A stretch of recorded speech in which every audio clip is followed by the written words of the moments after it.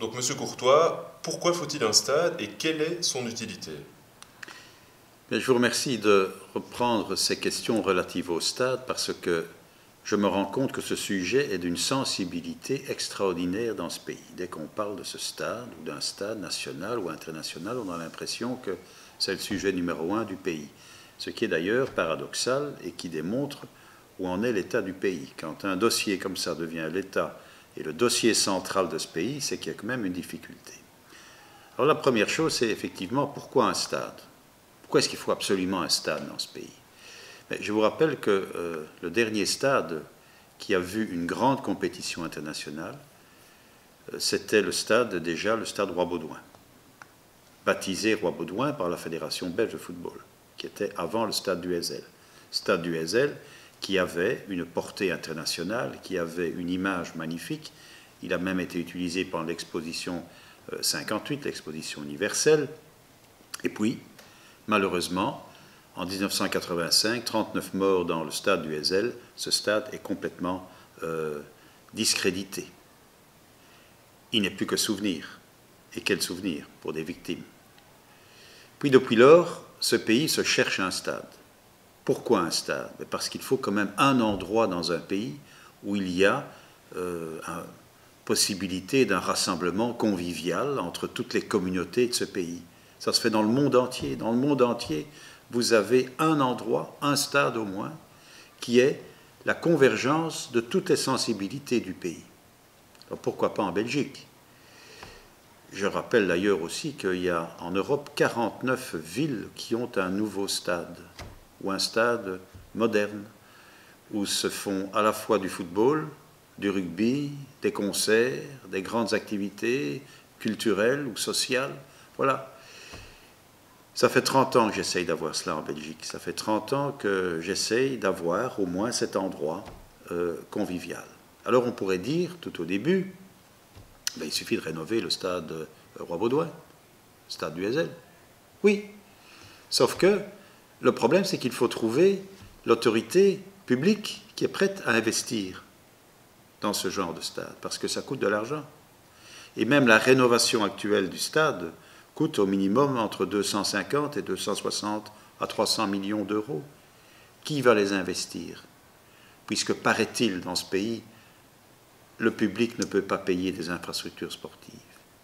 Est-ce que c'est tout d'un coup le gouvernement fédéral qui va sortir 300 millions? Est-ce que c'est le gouvernement régional? Il faut quand même être logique et il faut quand même, à un moment donné, se rendre compte qu'il y a une difficulté.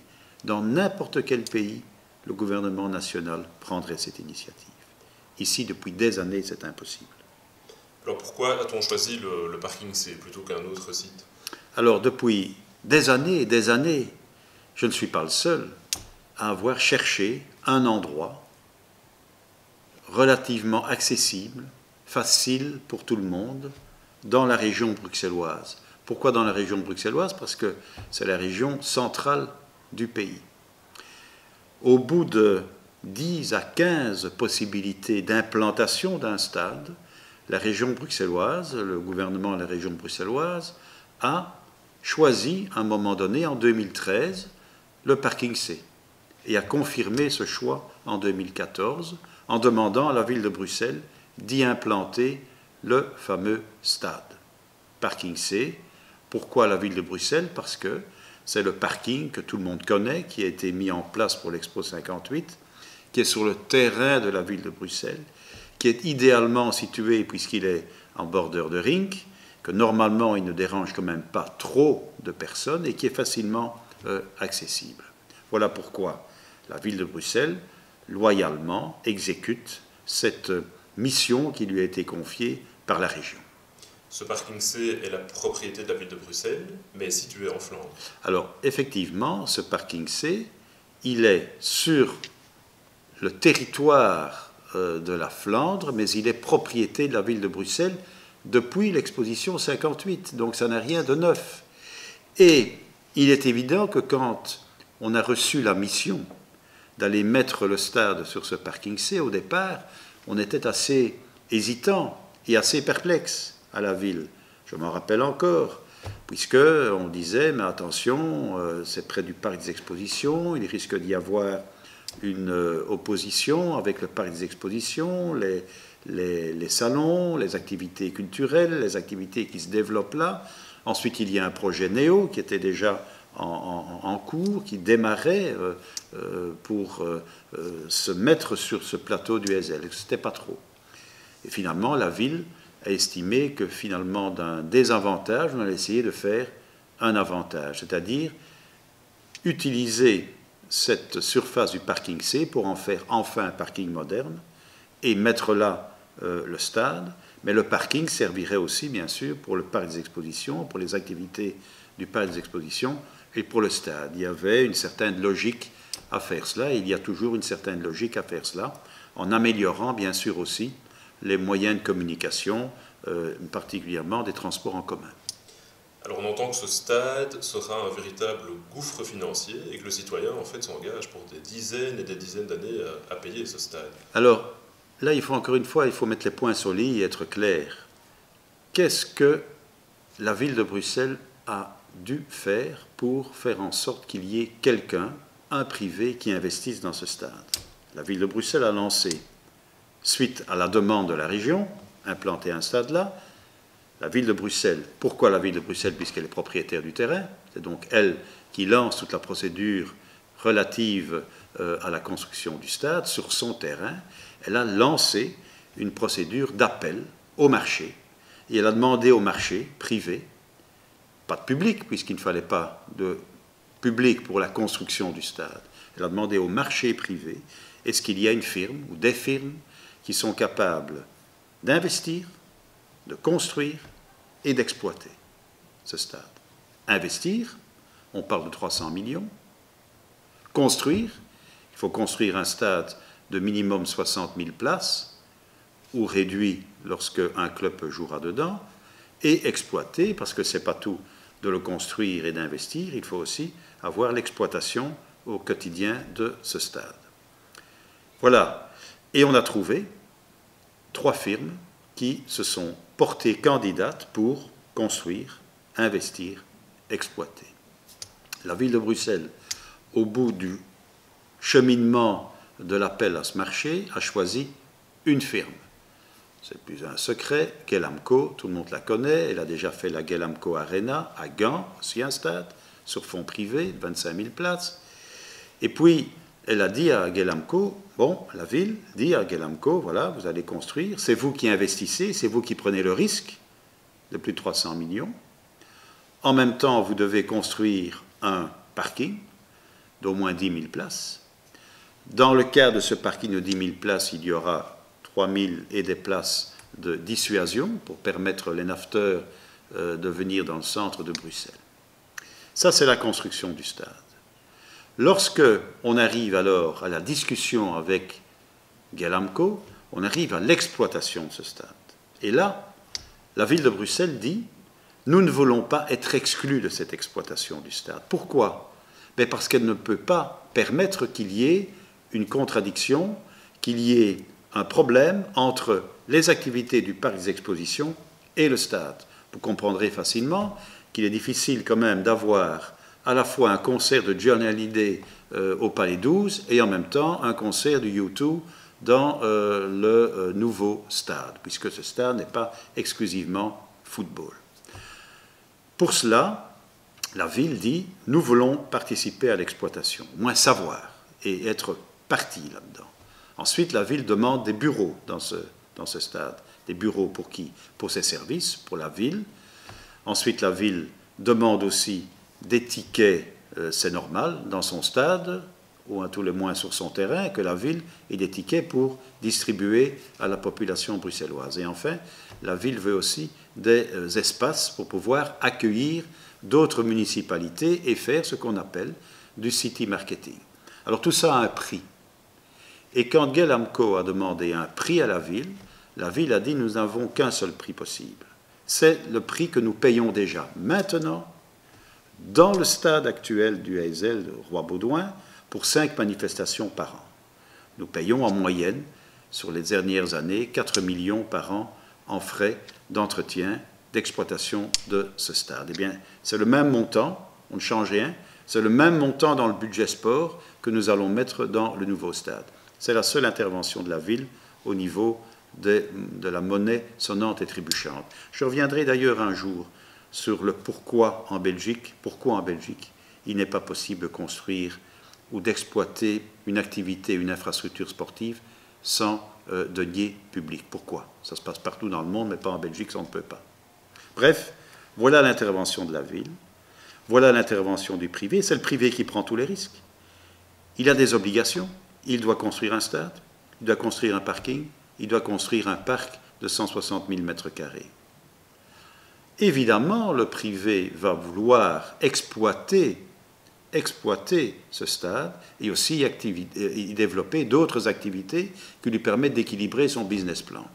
Mais encore une fois, quand on dit que ça va être un grand projet immobilier, que ça va être des hôtels, que ça va être des bureaux, il y a une petite nuance à apporter, c'est que tout cela ne peut se faire que dans le cadre de la législation flamande relative à l'urbanisme, qu'on appelle le GRUP. Pas plus de mètres carrés que permis par l'administration de l'urbanisme flamande. Donc, il y a quand même une réserve importante pour ce soi-disant développement annexe des activités économiques dans le cadre du nouveau stade. Et pour ce qui est du stade en lui-même, il ne sera pas dédié qu'au seul football. Alors, le stade, forcément, c'est un stade multifonction, c'est-à-dire beaucoup d'activités autres que les activités sportives, des concerts, comme ça se fait partout, à Amsterdam, à Paris, à Londres, des activités de concert, mais aussi, et c'est ça qui est intéressant, ce que la ville a demandé en plus, c'est qu'il y ait des activités liées au sport, c'est-à-dire, par exemple, en liaison avec notre hôpital Bruckmann, des activités liées à la revalidation de sportifs, des activités médicales relatives aux sportifs. Ça ne se passe pas, ça n'existe pas encore dans notre pays. Et inciter, bien sûr, des fédérations sportives à se mettre dans le cadre de ce stade, puisque ça ferait alors effectivement une espèce de grand campus sport. Il y a bien le campus justice près de la place Poulart, il peut y avoir un campus sport quelque part ailleurs. Il y a un campus audiovisuel qui se met vers Reyers, pourquoi pas un grand campus sport vers le plateau du Heysel. Beaucoup disent à la Courtois qu'il aurait en fait suffi de rénover le stade Roi-Baudouin plutôt que de construire un nouveau. Je l'ai dit, la rénovation du stade Roi-Baudouin, moi-même, au départ, n'est-ce pas, quand j'ai commencé à travailler ce dossier en 1987, quand j'étais encore secrétaire général de la Fédération, j'ai demandé à la ville pourquoi est-ce qu'on ne peut pas rénover ce stade. Il est là.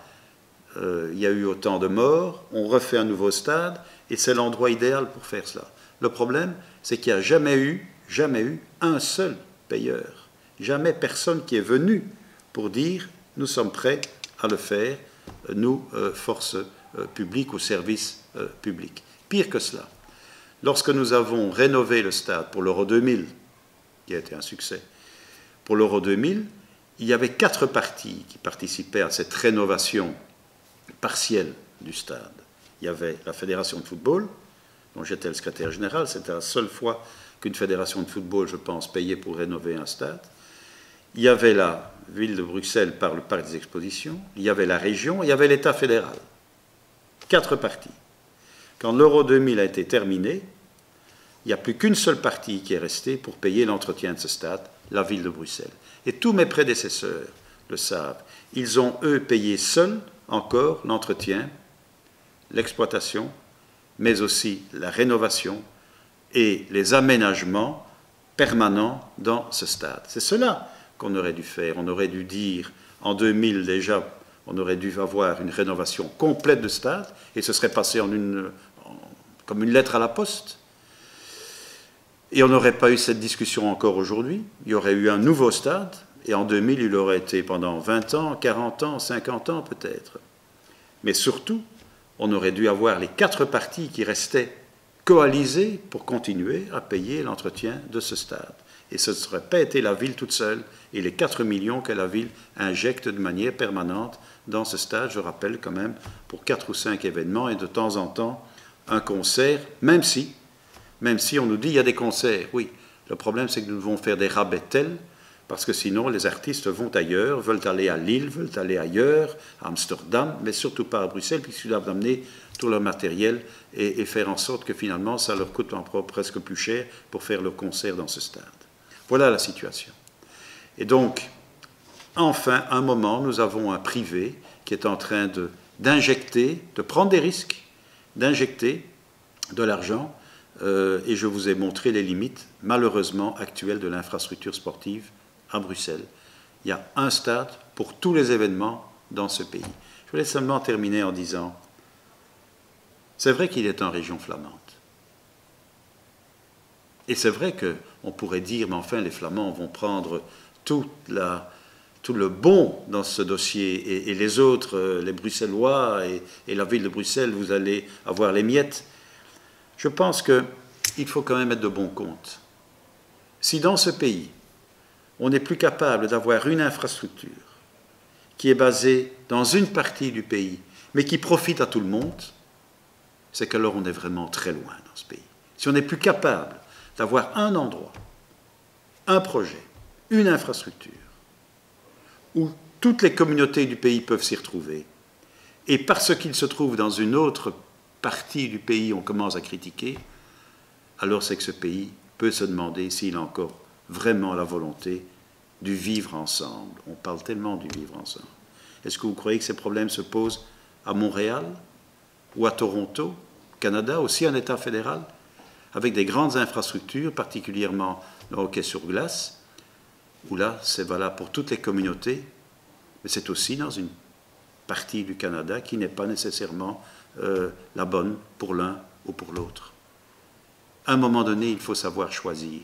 Ou bien on veut encore vivre ensemble et y avoir des infrastructures qui s'adressent à tout le monde et qui sont de bonnes infrastructures, ou bien il faut se poser la question de savoir si on mérite encore d'aller plus loin ensemble dans ce pays. Merci Alain Courtois. Merci à vous.